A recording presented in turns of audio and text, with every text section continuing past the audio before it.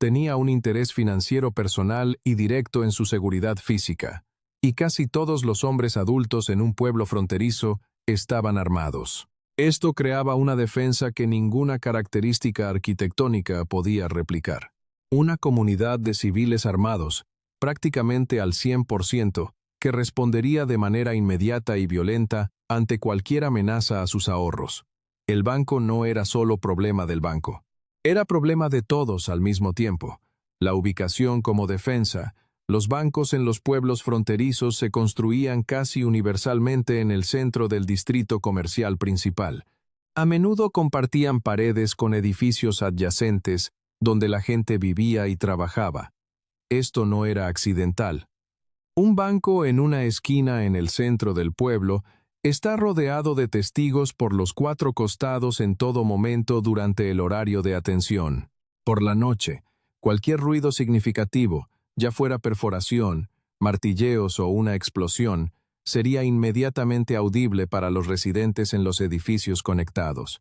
No había forma de ser invisible. La geografía de la calle principal fronteriza hacía de los bancos uno de los peores objetivos que un criminal podía elegir. Las defensas mecánicas, las cajas fuertes esféricas. Durante años, la técnica estándar de robo a bancos fue simple: entrar de noche, robar la caja fuerte entera, arrastrarla fuera del pueblo a un lugar remoto y abrirla con picos y mazos a tu gusto. Esto funcionaba razonablemente bien contra las primeras cajas fuertes de hierro, que eran pesadas pero manejables. La industria respondió con la caja fuerte esférica, un diseño específicamente diseñado para derrotar esta táctica en múltiples niveles simultáneamente. Primero, la física. La dinamita funciona concentrando la fuerza explosiva en un punto o superficie específica. Una puerta plana de caja fuerte le da a la explosión una superficie plana contra la cual trabajar. Una esfera no tiene superficies planas.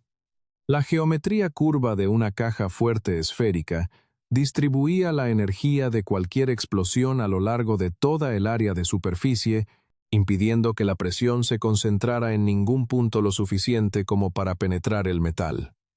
Podías empacar dinamita alrededor de una caja fuerte esférica y la geometría misma te derrotaría. Segundo, el peso. Una caja fuerte esférica de hierro pesaba varios cientos de libras. No podías ponerla sobre un caballo. No podías cargarla a pie. Moverla requería un carro. Y usar un carro para sacar una caja fuerte del centro de un pueblo fronterizo de noche generaría exactamente el tipo de ruido y visibilidad que haría salir de sus camas a toda la población armada del pueblo de inmediato.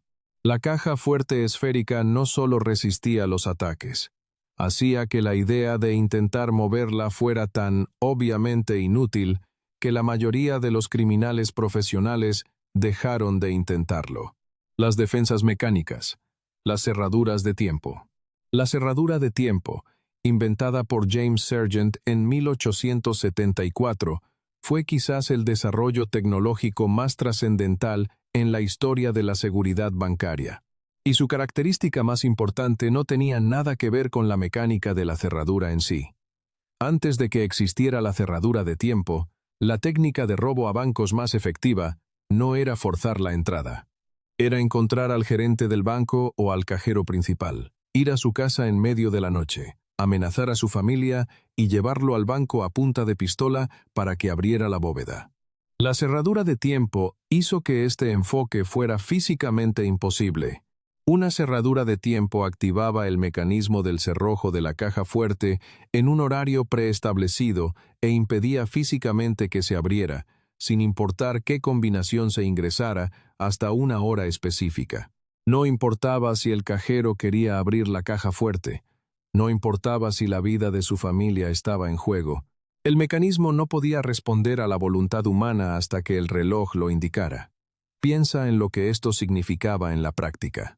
Un criminal podía secuestrar al gerente del banco, llevarlo a la bóveda a las 3 de la mañana, ponerle una pistola en la cabeza, y el gerente podía decir con toda la verdad: «No puedo abrir esto. No es que no quiera. No puedo. La máquina no me lo permitirá hasta las 7 de la mañana». y no había nada que el criminal pudiera hacer al respecto. Los modelos avanzados permitían programar la cerradura para múltiples horarios de apertura y cierre a lo largo del día, e incluían un dial dominical, una función que mantenía la bóveda sellada durante todo el fin de semana, sin importar lo que cualquier persona dentro del edificio intentara hacer. Una cerradura de tiempo significaba que un gerente de banco no podía abrir su propia bóveda, ni siquiera con una pistola apuntándole a la cabeza. ¿Sabías que así funcionaban estas cerraduras? Escríbelo en los comentarios y suscríbete si quieres más contenido como este. Profundizamos en cada episodio. Dadas estas defensas, ¿cómo logró alguien robar un banco con éxito en la frontera? La respuesta es que los métodos que funcionaron fueron extraordinariamente bien planificados, logísticamente superiores, o en el caso de George Leslie, esencialmente una categoría completamente diferente de empresa criminal. El asalto a plena luz del día. El método más famoso, y el que realmente aparece en las películas con cierta precisión, era el robo armado a plena luz del día. Llegar al pueblo en grupo, entrar al banco con las armas desenfundadas, intimidar al personal para que abriera la bóveda antes de que el pueblo pudiera reaccionar, y salir cabalgando antes de que se pudiera organizar una respuesta significativa. El primer robo exitoso a un banco confirmado a plena luz del día en la historia americana tuvo lugar el 13 de febrero de 1866 en Liberty, Missouri. La banda James Younger llegó a caballo, tomó $60,000 del Clay County Savings Bank y salió cabalgando. La operación funcionó, $60,000 en oro y plata. Con el peso aproximado de las monedas de oro y plata de la época, esa cantidad pesaba entre 135 kilogramos, más de 290 libras, repartidos entre varios caballos. Era manejable. Pero el peso del dinero siempre era una limitación. Ralentizaba la huida y requería animales de carga que hacían más lenta toda la operación. Butch Cassidy y el sistema de relevos. La pandilla salvaje de Butch Cassidy resolvió el problema de la persecución con una innovación logística que era genuinamente brillante en su simplicidad. Posicionaban caballos frescos a intervalos de 15 a 20 millas a lo largo de sus rutas de escape planificadas. Cuando los caballos de la policía estaban agotados, la pandilla salvaje ya estaba cambiando a animales que habían descansado durante horas. Podían mantener viajes a alta velocidad a lo largo de distancias que hacían la persecución organizada esencialmente imposible. Esto requería reconocimiento, requería coordinación. Requería dejar caballos en ubicaciones específicas días antes sin llamar la atención. La pandilla salvaje no era una banda de vaqueros impulsivos, era una operación logística. La nitroglicerina y la carrera armamentista. Para bóvedas que no podían abrirse mediante intimidación o sincronización, los criminales recurrieron a la nitroglicerina que, como cubrimos en nuestro episodio sobre los ferrocarriles, era aproximadamente 8 veces más potente que la pólvora, y se había vuelto accesible para los criminales que aprendieron a extraerla hirviendo dinamita en ollas grandes. La aplicación a las bóvedas bancarias era sencilla en teoría. Encontrar el espacio entre la puerta de la bóveda y el marco, introducir nitroglicerina líquida en ese espacio y detonarla. La expansión de la explosión forzaría la apertura de la puerta. Los fabricantes de bóvedas respondieron directamente. Las ranuras escalonadas que habían sido estándar en los marcos de las puertas de bóveda, la misma geometría que ayudaba a sellar la puerta, también eran canales perfectos para dirigir la nitroglicerina exactamente donde el criminal la quería. Así que los ingenieros eliminaron los escalones, rediseñaron las puertas de las bóvedas como tapones cónicos que encajaban en sus marcos con tal precisión que no existía ningún espacio significativo. Sin espacio no había canal para el explosivo líquido. Sin canal, la técnica dejaba de funcionar. Los criminales respondieron intentando perforar agujeros. Los fabricantes respondieron con aleaciones de acero más duras y construcción de puertas multicapa con núcleos de cobre. El cobre era extremadamente difícil de perforar y resistente al corte con la tecnología de soplete de la época. Esta fue una genuina carrera armamentista tecnológica desarrollada durante décadas entre ingenieros profesionales de un lado y criminales profesionales del otro. Cada lado tenía fuertes incentivos financieros para ganar: George Leslie y el Little Joker. Y luego estaba George Leslie, que jugaba un juego completamente diferente. El enfoque de Leslie para robar bancos comenzaba meses o a veces años antes de que se tomara cualquier dinero. Construía réplicas a escala real de los interiores de los bancos objetivo dentro de almacenes alquilados y entrenaba a su equipo para moverse por ellos en completa oscuridad, porque la operación real ocurriría de noche y no podían arriesgarse a usar ninguna luz. Cada bisagra de puerta, cada tabla del piso que pudiera crujir, cada obstáculo entre la entrada y la bóveda era mapeado, memorizado y ensayado hasta que el movimiento por el espacio fuera automático. Su método de infiltración para obtener información era el uso de cómplices. Miembros de su organización solicitaban y obtenían empleos en los bancos objetivo, como guardias, como oficinistas, y pasaban semanas o meses dentro de la institución observando rutinas, documentando procedimientos de seguridad e identificando vulnerabilidades que ningún reconocimiento externo podría revelar. Su golpe maestro fue un dispositivo llamado el Little Joker, atribuido a su asociado Max Shinburn. El Little Joker era una pequeña rueda de estaño blando unida a un alambre delgado.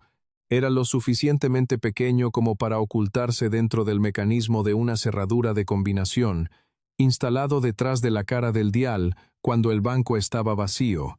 Cuando el banco abría a la mañana siguiente y el personal comenzaba su rutina normal de operar la bóveda, el dial de la cerradura de combinación se giraba en la secuencia habitual.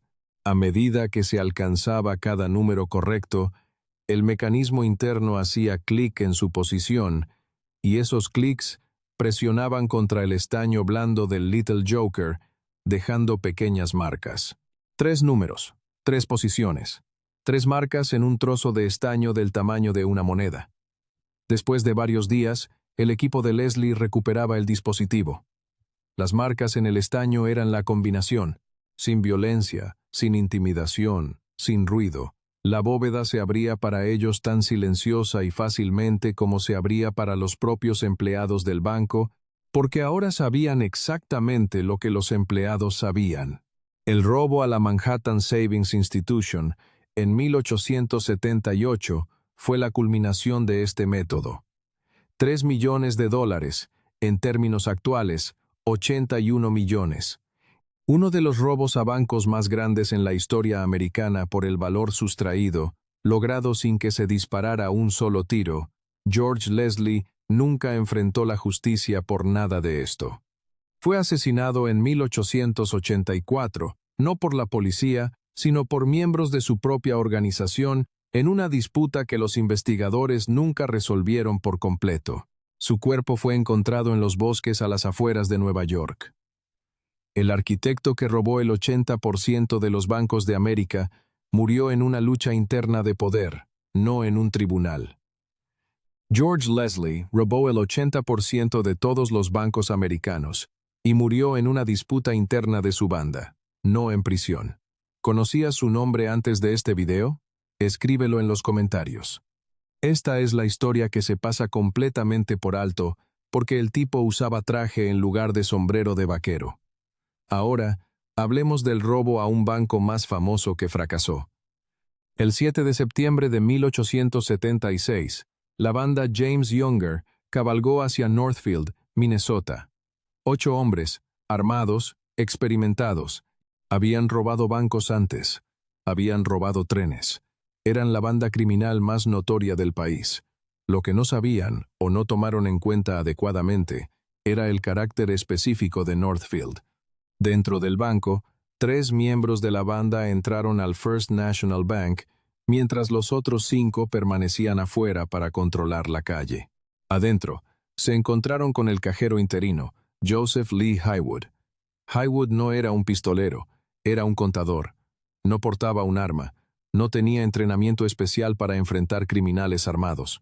Era un hombre sentado en un escritorio haciendo su trabajo, cuando 3 hombres armados entraron por la puerta y exigieron que abriera la bóveda. Se negó. La banda lo presionó. Le pusieron un cuchillo en la garganta. Le dejaron claro lo que pasaría si no cooperaba. Haywood les dijo que la bóveda tenía una cerradura de tiempo y no podía abrirse. Era mentira.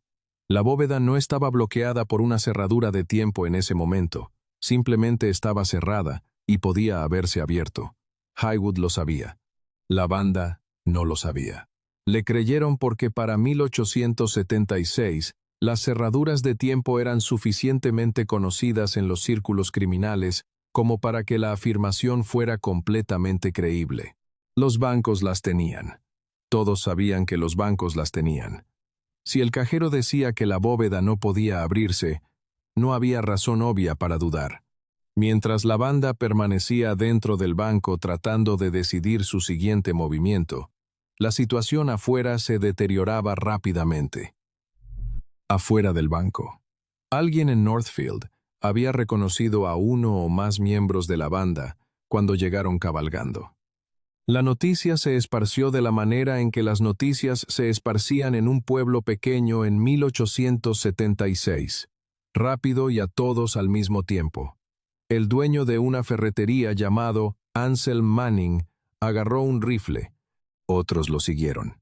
En cuestión de minutos, había hombres posicionados en ventanas y puertas a lo largo de la calle principal, armados y observando el banco. Cuando uno de los miembros de la banda afuera comenzó a actuar de una manera que confirmaba el robo, alguien gritó que estaban robando el banco. La calle se convirtió en una posición de tiro. 2 miembros de la banda fueron asesinados en la calle casi de inmediato. El resto resultó herido. Los hombres dentro del banco, al escuchar los disparos afuera y darse cuenta de que la operación había colapsado, le dispararon a Haywood, matándolo, y huyeron. Toda la banda estaba muerta, herida o en fuga. Lo que la banda James Younger se llevó del First National Bank de Northfield, Minnesota, después de todo esto, después de la planificación, la cabalgata, la confrontación, las muertes, fueron $26.70 en cambio suelto encontrado sobre un mostrador. La bóveda, que Haywood les había dicho que no podía abrirse, contenía aproximadamente $15,000 que nunca tocaron. La mayoría de los sobrevivientes de la banda fueron capturados en semanas durante una cacería masiva por todo Minnesota. Cole Younger pasó los siguientes 25 años en prisión. Jesse James murió 6 años después, con un balazo en la nuca disparado por un miembro de su propia banda a quien le habían prometido una recompensa. La redada en Northfield es recordada como el fin de la banda James Younger. Lo que realmente demuestra es el sistema de defensa social que describimos al principio de este video, funcionando exactamente como fue diseñado. Cada persona armada en un pueblo fronterizo tenía intereses financieros personales en la seguridad del banco local. Northfield demostró que esto no era una defensa teórica, era una que funcionaba. Un elemento más completaba el sistema de seguridad bancaria en la frontera y operaba a una escala que los pueblos individuales no podían lograr por sí solos. La Agencia Nacional de Detectives Pinkerton mantenía lo que llamaban la Galería de Criminales, una de las primeras bases de datos sistemáticas de identificación criminal en el país. Fotografías, descripciones físicas, asociados conocidos, métodos documentados, patrones geográficos. La agencia hacía circular esta información entre jurisdicciones, lo que significaba que un criminal que robara un banco en Missouri podía encontrar su descripción esperando a las autoridades en Colorado antes de que él llegara. Esta era una ventaja tecnológica significativa en una era en la que la identificación criminal era completamente local. Un hombre buscado en un condado era un completo desconocido en el siguiente. El sistema Pinkerton, imperfecto como era, comenzó a cerrar esa brecha. Los Pinkerton no eran fuerzas del orden, eran una empresa privada contratada por bancos y ferrocarriles para proteger activos corporativos. Sus métodos eran a veces brutales. Su jurisdicción era frecuentemente confusa, y su práctica de persecución entre estados planteaba preguntas legales que no se resolvieron hasta décadas después. Pero como sistema de detección e identificación, la galería de criminales estaba genuinamente adelantada a su tiempo. El robo a bancos en el Viejo Oeste no era lo que las películas sugieren. No era una empresa criminal rutinaria disponible para cualquier hombre con una pistola y un caballo rápido. Era uno de los crímenes más difíciles y peligrosos que un criminal de la frontera podía intentar. Defendido por civiles armados con intereses financieros directos, por un posicionamiento arquitectónico que eliminaba la posibilidad de invisibilidad, por la matemática del hierro esférico que derrotaba los explosivos, y por mecanismos de relojería que hacían la coerción humana físicamente imposible. Los criminales que tuvieron éxito lo lograron no a través de la violencia, sino a través de la información. George Leslie tuvo éxito porque entendía a sus objetivos mejor de lo que ellos se entendían a sí mismos. Butch Cassidy tuvo éxito porque resolvió el problema logístico de la huida antes de que comenzara el robo. Los hombres que fracasaron en Northfield y en docenas de incidentes más pequeños y menos documentados, fracasaron porque subestimaron a la comunidad al otro lado de esas puertas de bóveda. Joseph Lee Haywood era un contador sentado en un escritorio. No estaba armado, no tenía entrenamiento. No tenía nada más que la presencia de ánimo para decir 4 palabras que resultaron ser la diferencia entre que la banda James Younger se fuera con $15,000 y que se fuera con $26.70. Murió por esas 4 palabras. Todavía es recordado en Northfield. El edificio del banco donde ocurrió todo sigue en pie. ¿Qué parte de esta historia te impactó más? El dispositivo Little Joker, la cerradura de tiempo que hacía imposible la coerción, la formación como arquitecto de George Leslie o la mentira de Haywood que le costó la vida. Cuéntamelo en los comentarios. 242. Trastamentarios. 242. Cada respuesta ayuda a que este canal crezca. Suscríbete si aún no lo has hecho, y nos vemos en el próximo episodio. Mantente curioso.